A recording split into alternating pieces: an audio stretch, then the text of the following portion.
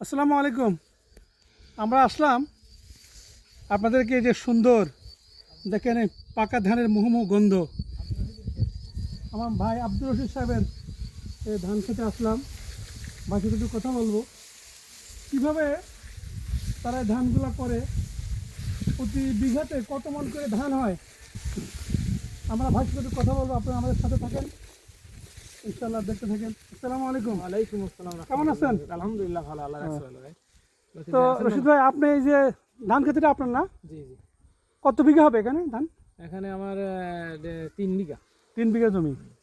3 বিঘা জমি ধান তো ইনশাল্লাহ পাকার মতো হয়ে গেছে। কবে হ্যাঁ। কাটবেন এগুলা? এই তো এই নিচে সপ্তাহে দেখাও, জুম করে দেখো কত সুন্দর ধান এই দেখছি। সপ্তাহের ভিতরে কাটবো ইনশাআল্লাহ। এর সাথে মধ্যে কাটবেন। তো এক বিঘাতে কত মন ধান হতে পারে আপনার? 25-26, 26 মণ। সর্বনিম্ন 23।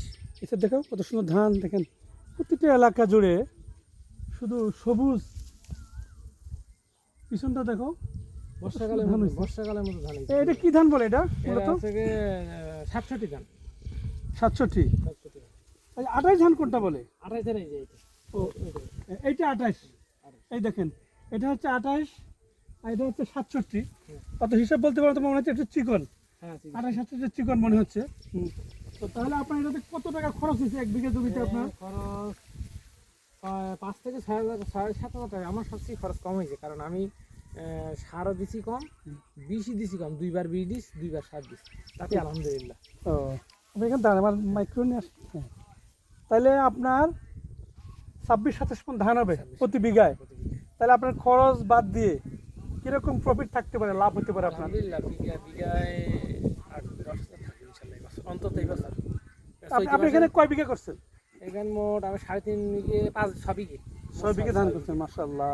প্রত্যেকটা বিঘা আপনার সবগুলো ধান পাকার মতো হয়েছে, তাই না? পেকে গেছে, মাছরাঙা দিয়েছে। আলহামদুলিল্লাহ। তা আমরা আসলে যারা এই বিশেষ করে বেকার আছি, যারা আসলে আমার মনে হয় বসে না থেকে এরকম জমি, আমাদের তো সব কেমন জমি না ভাগে নিয়েছিলাম, সব লিজ 10,000 টাকা। লিজ নেওয়া। তাহলে এরকম জমিতে মাছের চাষও করা যায়। হ্যাঁ নিচে দেখেন মাছও আছে কিন্তু এগুলোর মধ্যে। হ্যাঁ। এই মাছের চাষও করছে ভাই, পাশাপাশি উপরে ধান। কত সুন্দর দুইটা জিনিস পাইতেছে উনি। হ্যাঁ, তো সেজন্য আমরা বেকার বসে না থেকে চেষ্টা করব, একটু পরিশ্রম করলে একটু পরিশ্রম করলে ইনশাল্লাহ স্বাবলম্বী হওয়া যায়, ঠিক না? হ্যাঁ, তাওয়াক্কুল তো আল্লাহ দেয়, আল্লাহ দেওয়া মানে। দেওয়ার মালিক তো আল্লাহ। ইনশাল্লাহ আপনি দোয়া করবেন যারা আমাদের অত এলাকায় যেসব ছেলেমেয়েরা বেকার আছে তাদের বসে না থাকে, এরকম হ্যাঁ, এরকম ওইটাই যেন ওইটাই। কাজের মধ্যে থাকে।